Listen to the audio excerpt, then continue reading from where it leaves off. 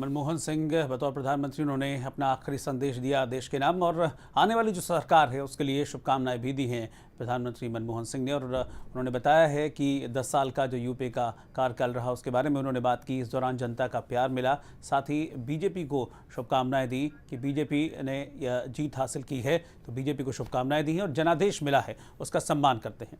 इस वक्त 2 तस्वीरें हैं, ज़रा इन तस्वीरों पर नजर डालिए। प्रधानमंत्री मनमोहन सिंह का आखिरी संदेश, पहली तस्वीर, और दूसरी प्रधानमंत्री की कुर्सी की ओर अब नरेंद्र मोदी। और वरिष्ठ पत्रकार शंभुनाथ शुक्ला जी इस वक्त हमारे साथ जुड़ गए हैं, सीधा उन्हीं के पास चलेंगे। शंभुनाथ जी, ये उम्मीद की जा रही थी कि शायद आज मनमोहन सिंह बोलेंगे तो कुछ उपलब्धियां गिनाएंगे यूपीए सरकार की, लेकिन आज कुछ बोले नहीं, सिर्फ बहुत कम शब्दों में अपनी बात कह गए बस वो। देखिए, एक तो मनमोहन सिंह जी जो पिछले 3-4 महीनों से जो घटनाएं घटी हैं, खास तौर पे जब कांग्रेस के उपाध्यक्ष राहुल गांधी ने उनका ऑर्डिनेंस फाड़ दिया था, और उस वक्त फाड़ा था जब वो विदेश में थे, तो उससे वो आहत हुए थे। और आप देखिए, जनवरी से लगातार वो कहीं न कहीं पार्टी के अंदर जो अपने वो फील कर रहे थे कि उनको कहीं ना कहीं उपेक्षा उनके साथ बढ़ती आ रही है, उनको कहीं भी लाइमलाइट में नहीं लाने जाता है। पार्टी ने एक भी 3 रैलियों को छोड़कर ऐसी रैलियां नहीं तय की जहां मनमोहन सिंह जाकर एड्रेस करते, तो पार्टी ने खुद उनको साइडलाइन कर दिया था।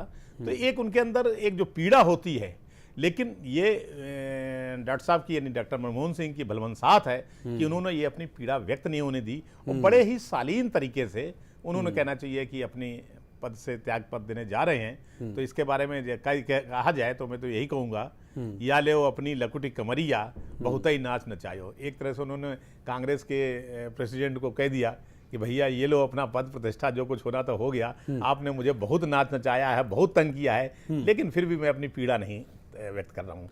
ये मनमोहन सिंह जी की अपनी शालीनता है कि ना तो उन्होंने पीड़ा व्यक्त की और ना ही कोई कड़वाहट जताई। तो ये ऐसा प्रधानमंत्री कम मिलता है। तो मैं तो मनमोहन सिंह जी को इसके लिए कहना कुछ धन्यवाद दूंगा कि उन्होंने कोई भी अपनी पीड़ा का इजहार नहीं किया।